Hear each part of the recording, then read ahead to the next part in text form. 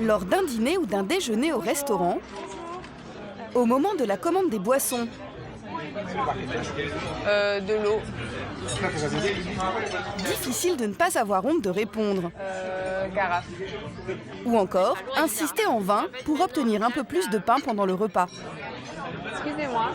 Excusez-moi. Excusez-moi. Excusez-moi.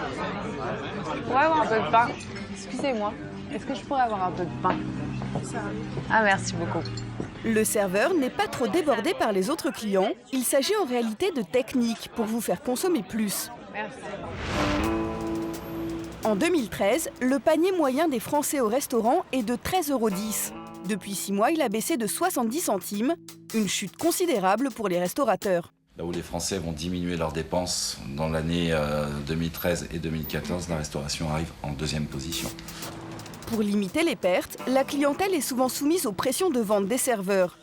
Les cacahuètes et les olives sur la table, ce n'est pas pour vous faire patienter, mais bien pour vous inciter à consommer.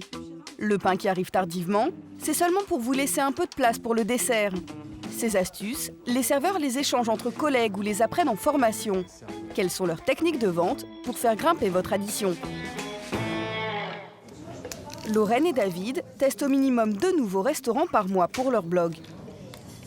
Vraiment un mauvais service, ça peut peser lourd dans notre avis. Au cours de leurs nombreux dîners, ils ont pu observer les techniques de vente de certains serveurs, en particulier sur les boissons. Par contre, une des techniques à la limite, alors pour faire payer plus de verre ou plus de vin, c'est qu'en général, ils vous resservent, dès que vos verres sont vides en vin, ils vous resservent, ils vous le remplissent, comme ça vous buvez et vous ne vous rendez pas compte et les bouteilles descendent assez rapidement et du coup, vous êtes amené à recommander une bouteille. Et ça se voit même sur les bouteilles d'eau. C'est-à-dire que quand on est à la carafe, on ne nous resservira jamais à la carafe. Par contre, quand on a une bouteille d'une marque, c'est eux qui viennent souvent vous resservir. Parce que si on peut peut-être en prendre une deuxième, quoi. Car c'est sur les boissons que les restaurateurs font le plus de marge. Elles sont revendues 3 à 4 fois leur prix d'achat. C'est donc l'une des astuces qui rapporte le plus, et cela s'apprend. À Lyon, dans ce centre de formation, des serveurs envoyés par leur patron sont venus se perfectionner. Ils y apprennent à mieux accueillir les clients, mais aussi à mieux vendre. On essaiera d'axer un peu la formation un peu sur tous les aspects de la vente, hein, vente additionnelle, vente suggestive, comment on vend le vin, les cafés gourmands. On les appelle serveurs, hein, mais on peut dire que ce sont des vendeurs. Je pense que tout le monde a été confronté à vendre un plat plutôt qu'un autre. Est-ce que vous avez eu des astuces là-dessus? Un produit que l'on veut vendre, il faut toujours le citer en dernier. C'est la dernière chose qui fera que voilà, on arrivera à placer ce produit. C'est pas forcément le plus cher, ça peut être un produit qu'on veut écouler ou quoi que ce soit, bien évidemment. Mais oui, c'est la technique, c'est une technique classique et qui marche à 99%. Oui, on est là pour gagner de l'argent. Gagner de l'argent, certes, mais Pierre Degy conseille d'utiliser ces techniques avec parcimonie. C'est quand même ça qui reste en fin de compte au final, quand le client s'en va, c'est combien il a payé. Hein.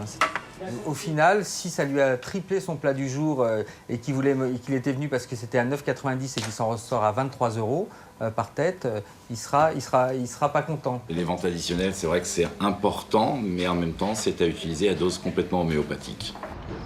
Pour comprendre ce qui fait un bon serveur, nous nous sommes rendus à Saint-Émilion. Dans son restaurant, chaque jour avant le service, approchez-vous un peu. le chef Philippe Etchebest briefe ses équipes. Ok, tout le monde est calé pour midi. Ouais, soyez souriant, avenant, agréable. Jamais, à aucun moment, j'aurais dit il faut y aller, il faut me pousser le menu dégustation à mort ou il faut vendre les plats les plus chers. C'est pas du tout ça. Merci. Ça marche? Allez, on y va. Ici, on n'applique pas les techniques de vente enseignées en formation. Pas question de forcer la main au client. Madame, monsieur, bonjour. Car un client heureux est un client qui consomme. Je vous en prie, je vous laisse déguster. Merci. Comment allez-vous? Très bien, merci. Avec ce soleil aujourd'hui. Donc pour votre déjeuner, madame, monsieur. Avec 15 serveurs en salle pour seulement 20 tables, les clients ne manquent jamais de rien.